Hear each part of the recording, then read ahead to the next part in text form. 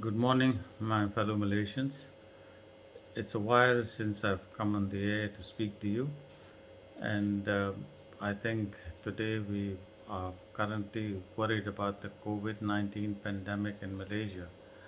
We seem to be following India pretty closely, and in any case, our government, like the Indian government, currently is very weak. And in spite of emergency powers, our Prime Minister is unwilling to take any steps to stop COVID. But he has only three uh, concerns, really, and three choices. Number one, he has to worry about the Malaysian business. Number two, he has to worry about Malaysian lives. And third, he has to worry about his political survival. You see, to stop COVID progression is actually very easy. Medically, we all doctors know that, and we must be willing to do what it takes. The DG has for almost a year plus telling everybody what needs to be done. Unfortunately, nobody wants to follow that. The virus now is mutating with its double mutations, as in India. It needs to find hosts.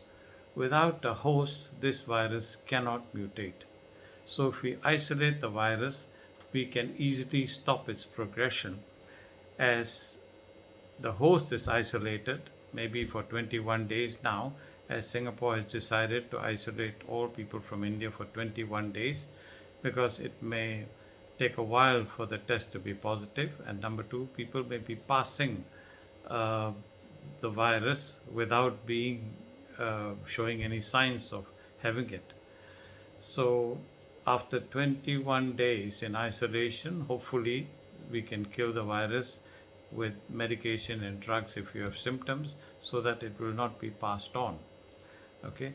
Or the host will be killed by the virus, and if that happens, even then the virus will die because it needs a host to continue surviving. Okay. If now we have to worry, if you're worried about businesses, if lives are lost, what businesses will remain?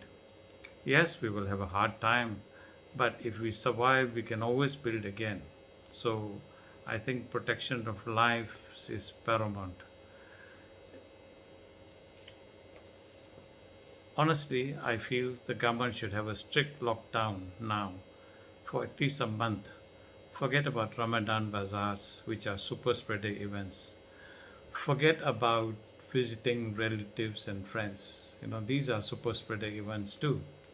Forget about group prayers in gurdwaras, in churches, in mosques, in temples. These are potential super spreader events. Now we should be careful where we go. Forget about traveling. Every time you travel, you spread something or somebody spread something to you. You know, there is no need to go to the market to get your stuff.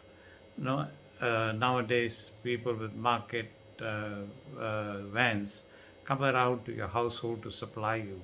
Enterprising people have already started to do this. Okay. Next thing we need to do is close schools, as kids need freedom when they are in groups and they will not listen.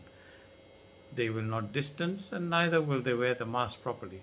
The worst of the lot are the kindergarten kids. These are small kids who will, be upset and cry very often, and they need a hug to quieten them down, which is the worst thing you can do during a pandemic. Now, MRTs, buses, and trains should also stop, as SOP and social distances is impossible. I mean, you can put people there, but nobody will listen. And it's not necessary to do anything and go anywhere because all businesses should have been closed. I mean, it's a mockery, when we do air travel. You go to the airport, you see everywhere, there are lines 1 meter. The minute you enter the plane, everybody is packed like sardines. I mean, this is a joke, really a joke. Now, the third thing the government is worried about is political survival, as the government is worried. And if people die, let me assure you, no politician will survive. One day, Tansri, the emergency will have to end. And then what? Think of Malaysia and the beloved Malaysians and not your personal survival.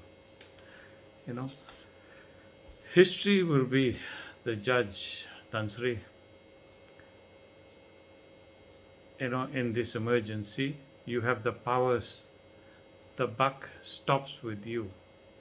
Please think carefully and do what it takes, or you will have a lot to answer to God. Thank you.